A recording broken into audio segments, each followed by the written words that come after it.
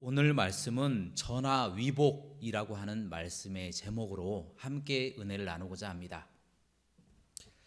전화위복이라고 하는 사자성어가 있습니다. 화가 변하여 복이 된다라고 하는 뜻을 가지고 있습니다.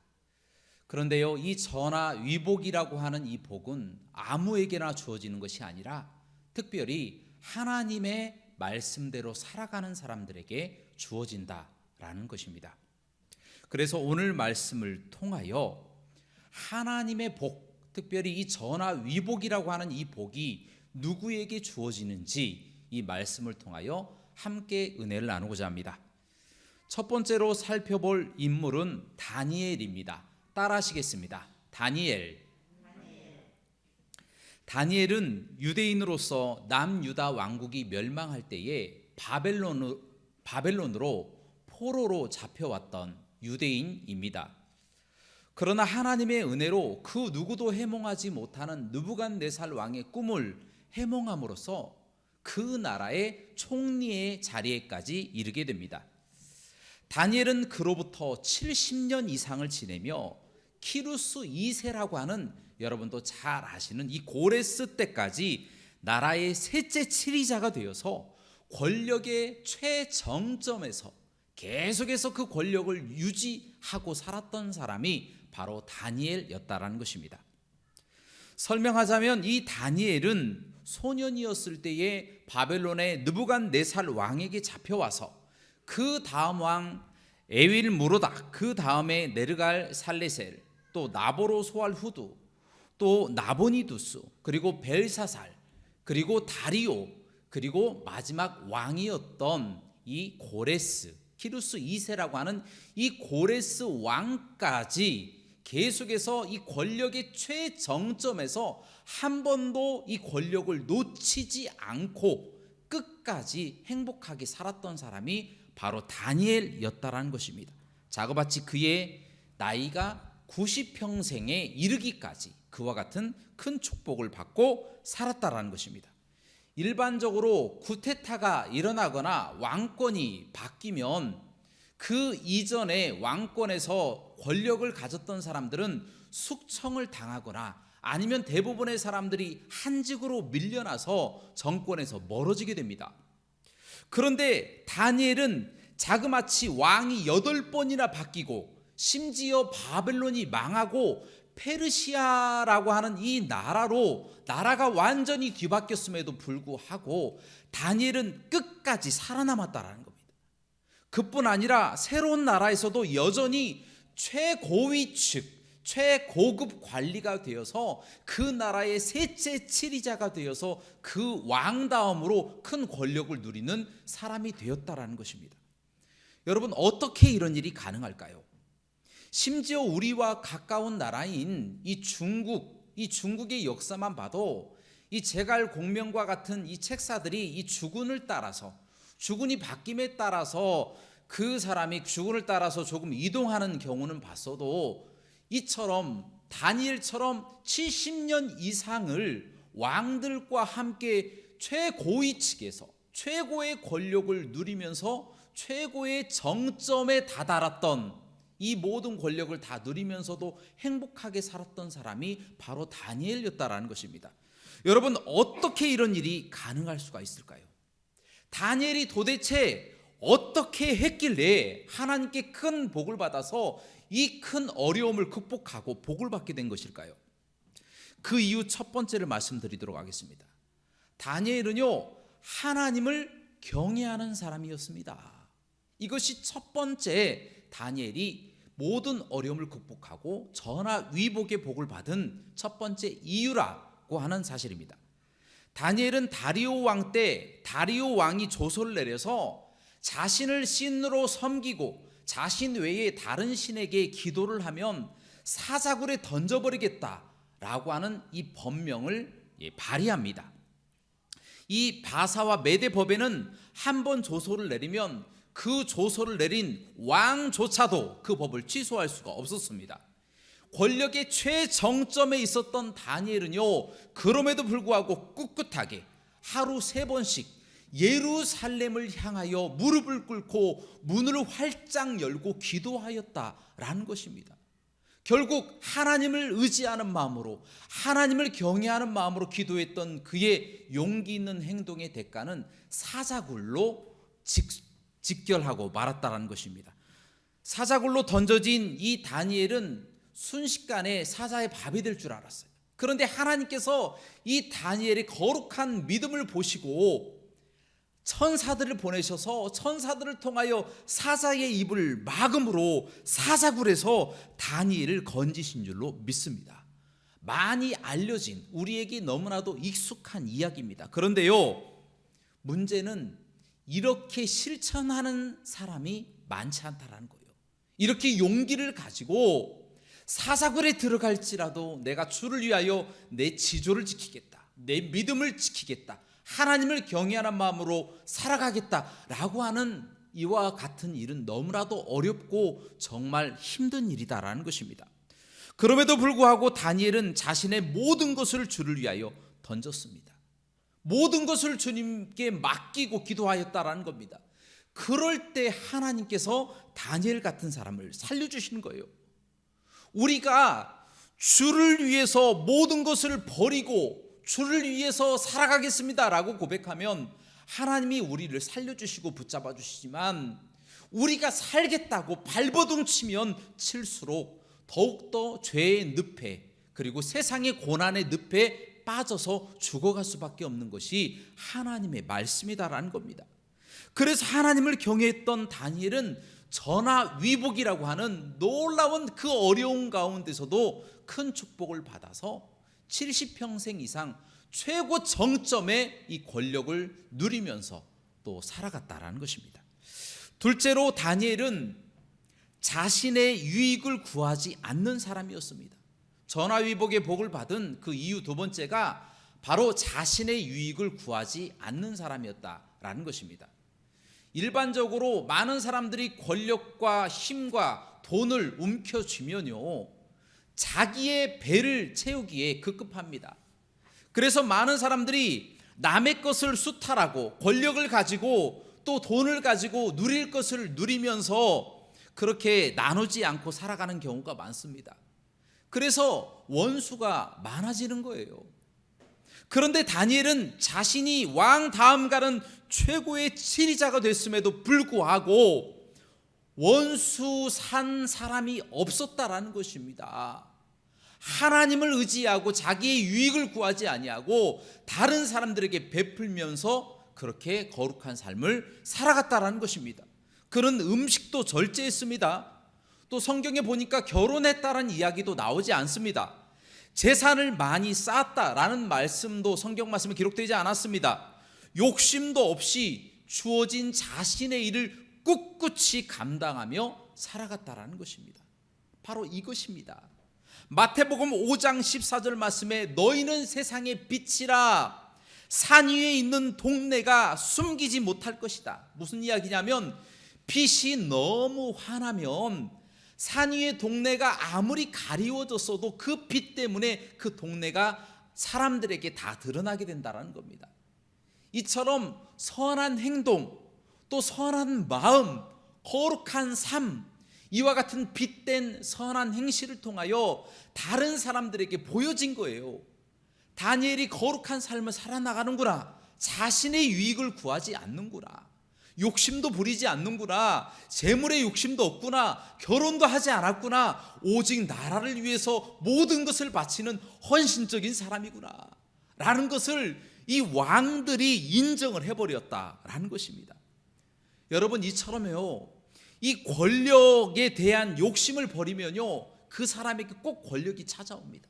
그래서 그 권력을 좋은 방향으로 쓰게 됩니다. 또한 부도 마찬가지입니다. 이 돈도요, 내가 돈에 대한 욕심을 버리면요, 자연스럽게 돈이 찾아옵니다. 그러면 그 사람은 돈 때문에 범죄하지 않고 도리어 돈을 사용하여서 거룩한 하나님의 사역을 이뤄나가게 된다라는 것입니다. 사랑하는 여러분, 혹 여러분에게 고난이 찾아왔습니까? 여러 가지 경제적인 어려움, 또 건강의 문제, 자녀의 문제, 관계 문제가 여러분을 압박하고 계십니까? 그러면 다른 데 찾아가지 마시고요, 하나님을 찾아가시기 바랍니다. 하나님을 붙잡고 하나님께 기도하면서 경외하는 삶을 살아가시기 바랍니다. 우리의 유익을 구하지 아니하고 하나님의 영광을 위해서 열심히 고군분투하며 살아간다면 하나님께서 다니엘 같은 축복을 주시는 거예요. 8명의 왕이 지나가기까지 권력의 최정점에 이를 때까지 계속해서 권력을 유지하며 살아갔던 이 다니엘의 축복을 다 받게 되어진다라는 것입니다. 이처럼 하나님의 전화위복의 축복을 받으시는 저와 여러분들 되시기를 주님의 이름으로 축원합니다. 두 번째로, 오바댜 같은 사람에게 전화위복의 복이 찾아옵니다. 따라 하시겠습니다. 오바댜. 발음하기가 좀 힘들죠? 오바댜. 아멘.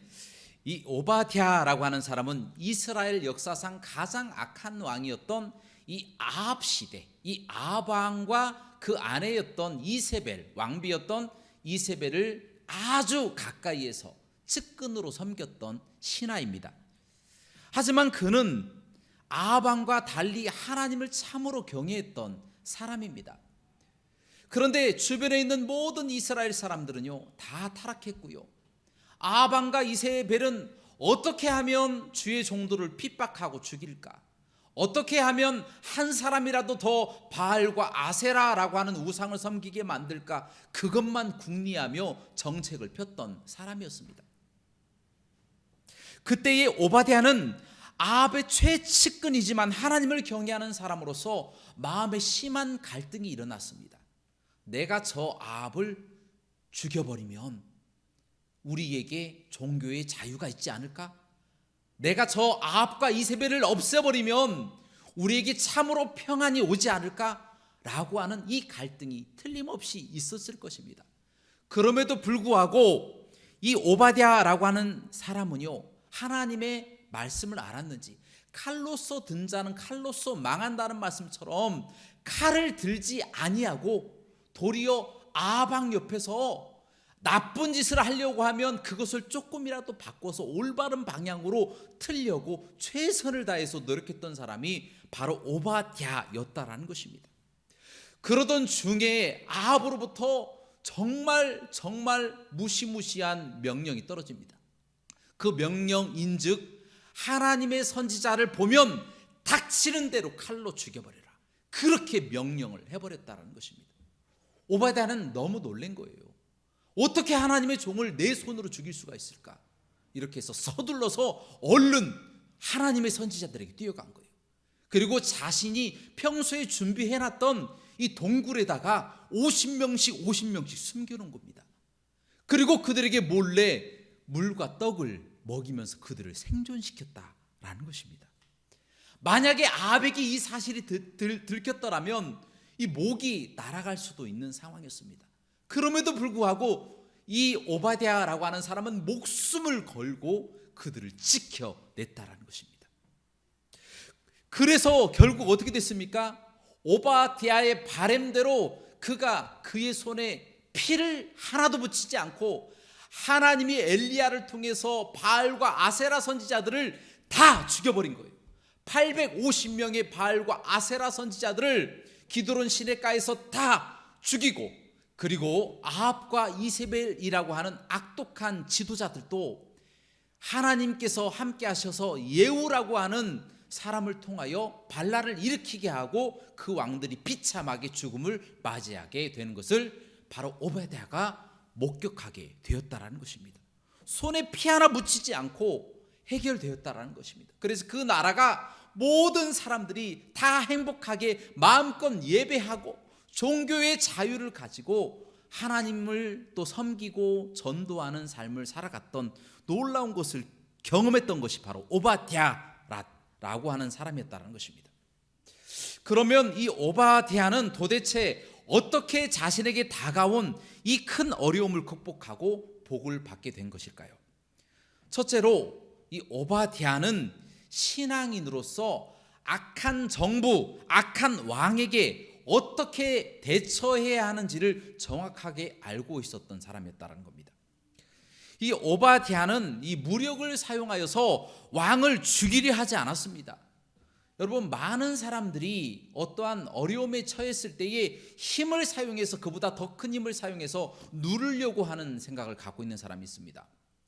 이 독일에 이 보네퍼라고 하는 목사님이 계시는데요. 이 목사님은 정말 하나님을 경외하고 사랑하는 사람이었어요. 그런데 이 목사님이 한 가지 실수한 게 무엇이냐면, 이 히틀러가 너무나도 많은 사람들을 죽였잖아요. 유태인들을 600만 명 이상 죽였는데 그 히틀러만 죽이면 모든 것이 다 해결될 것이다 라고 생각해서 히틀러를 죽이고자 모의합니다. 그래서 이 보네퍼가 죽이려고 하는 이 순간에 히틀러에게 들켜버린 거예요.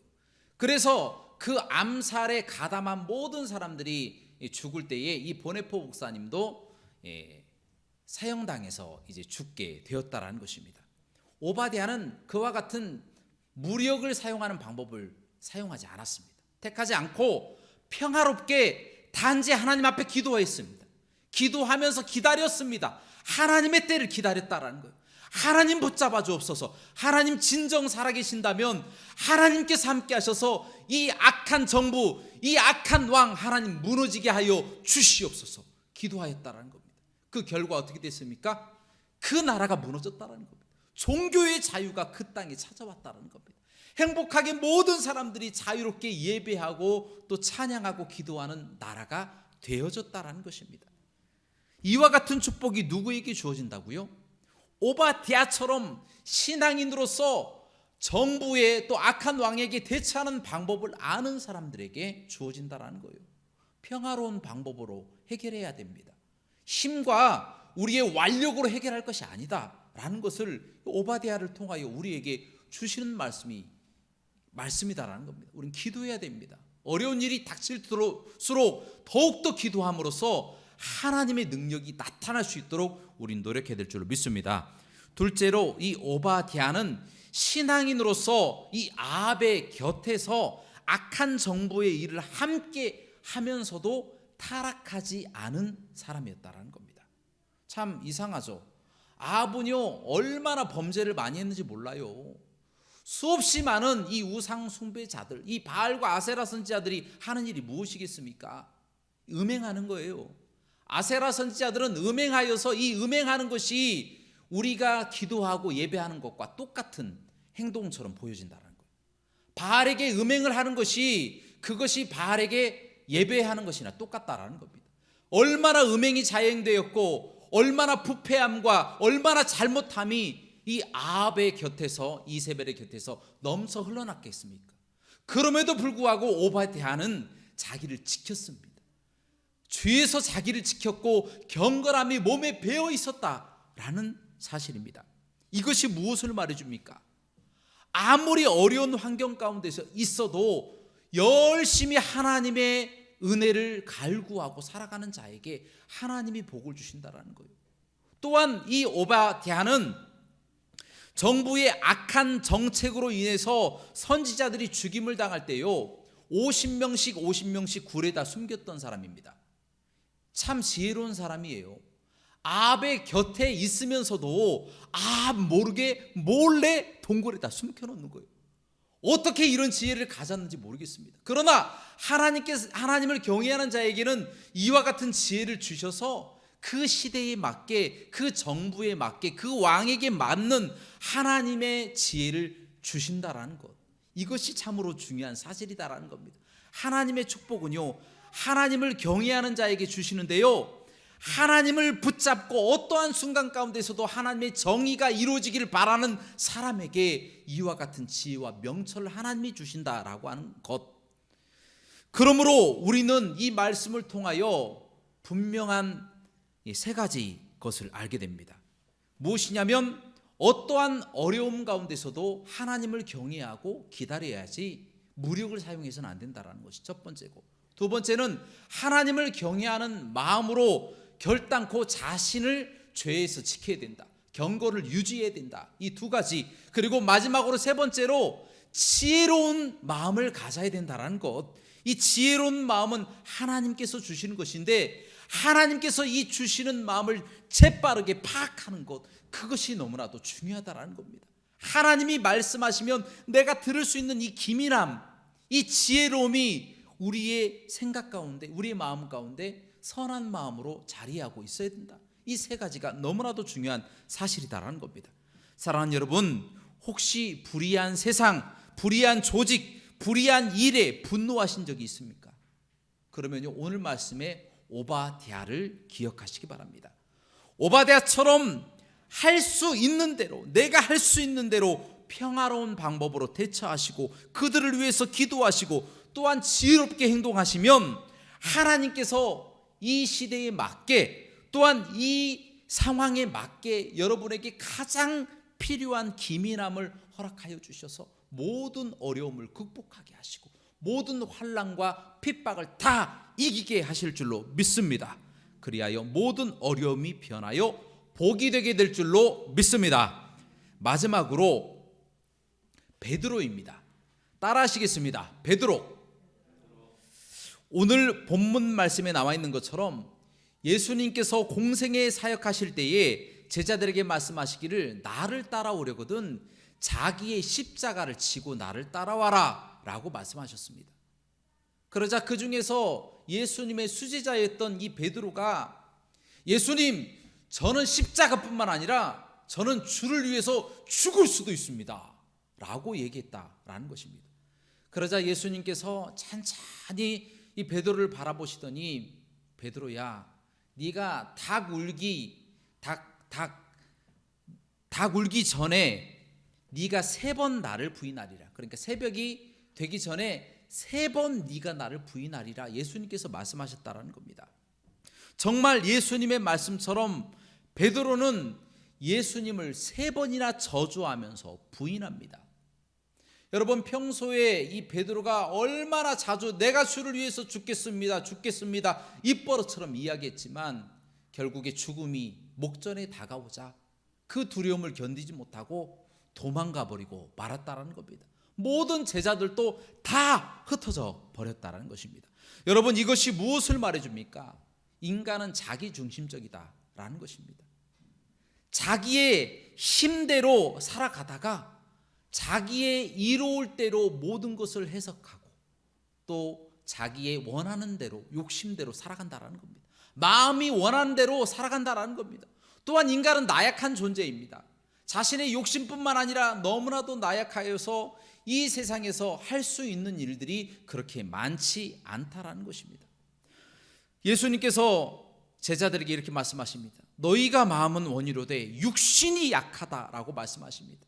우리는 늘 후퇴하려고 하고요, 어려움이 닥치면 피하려고 합니다. 또 편한 곳에 안주하려고 하는 마음이 우리 마음속에 가득히 있다라는 것입니다.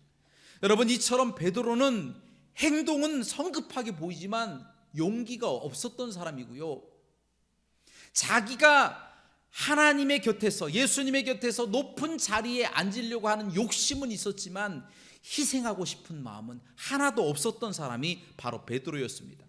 그러나 예수님께서 로마 병정들에게 붙잡혀서 채찍질 당하고 침뱉음 당하고 조롱당하고 뺨을 맞고 결국에 십자가에 못 박혀서 돌아가시는 그 장면을 보고 베드로는 그대로 무너져 버립니다.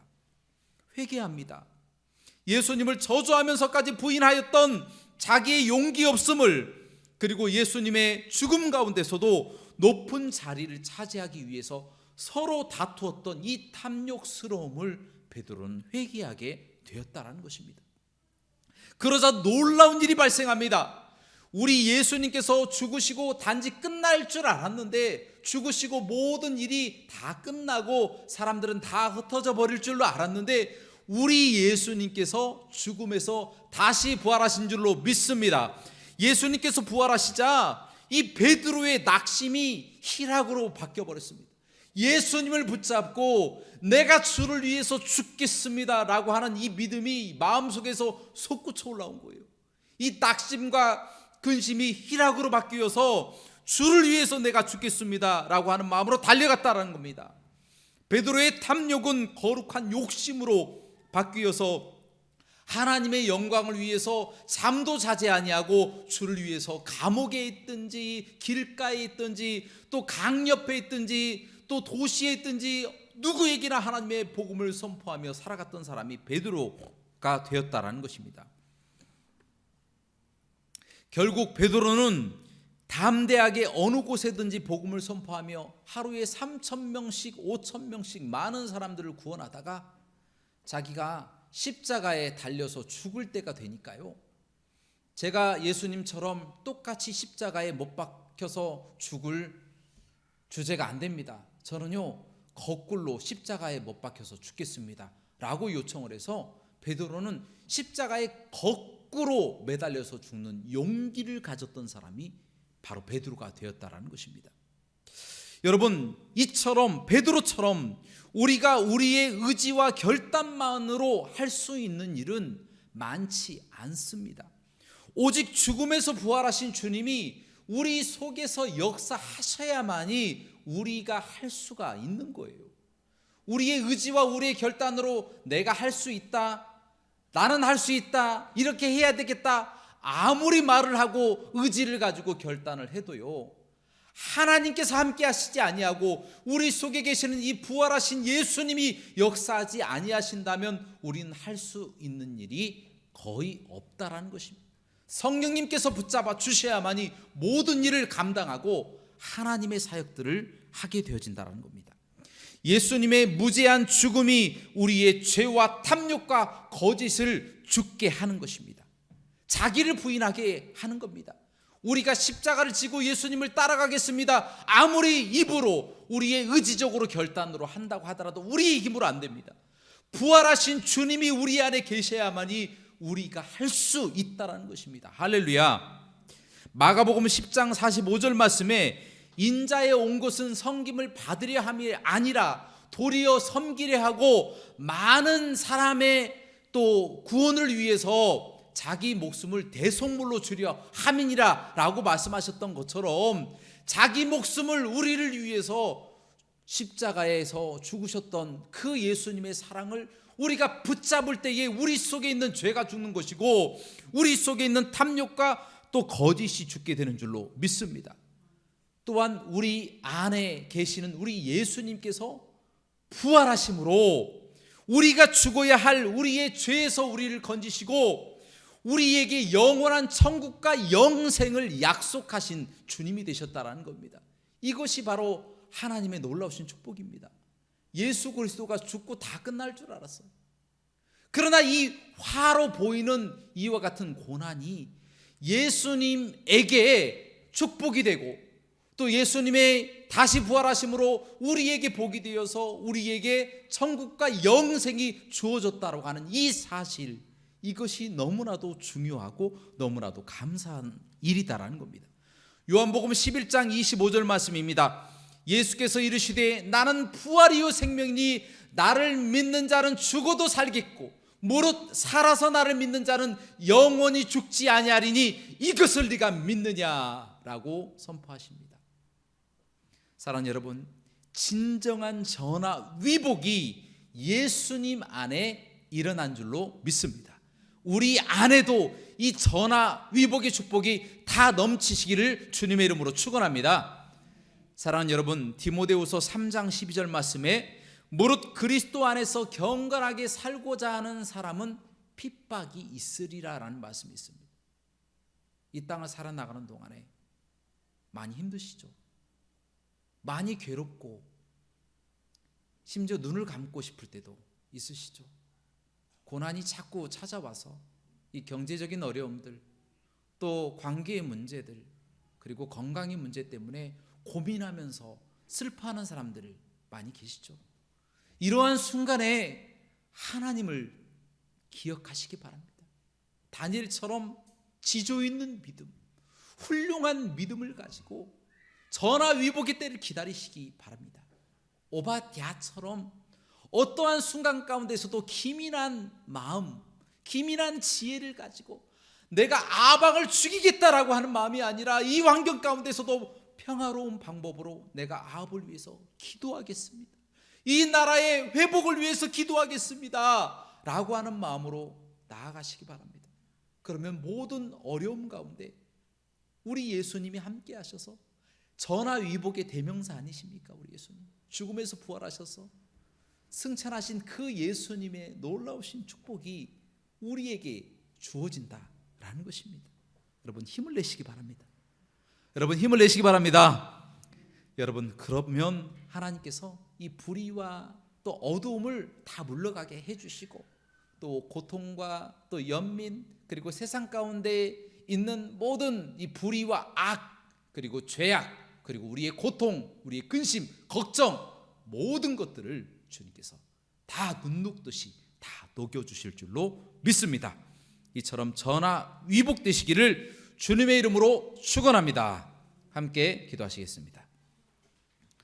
사랑과 은혜가 풍성하시고 자비로우신 하나님 아버지시여, 지금은 참으로 전국이 혼란스럽고 많은 사람들이 하나님의 곁을 떠나고 예수 그리스도를 믿지 않고 예수 그리스도를 욕하며 살아갈 때가 너무나도 많이 있습니다.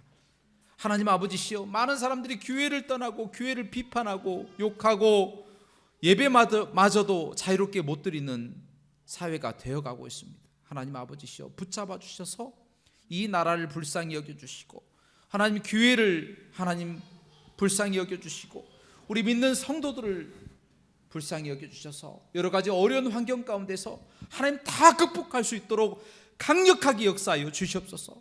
코로나19가 속히 물러나가게 하시고 하나님 이 일을 통하여 또 파생된 여러 가지 경제적인 어려움도 다 물러나가게 하시고 또한 건강의 어려움으로 고통당하는 모든 사람들에게 하나님의 평강이 넘칠 수 있도록 인도하여 주옵소서.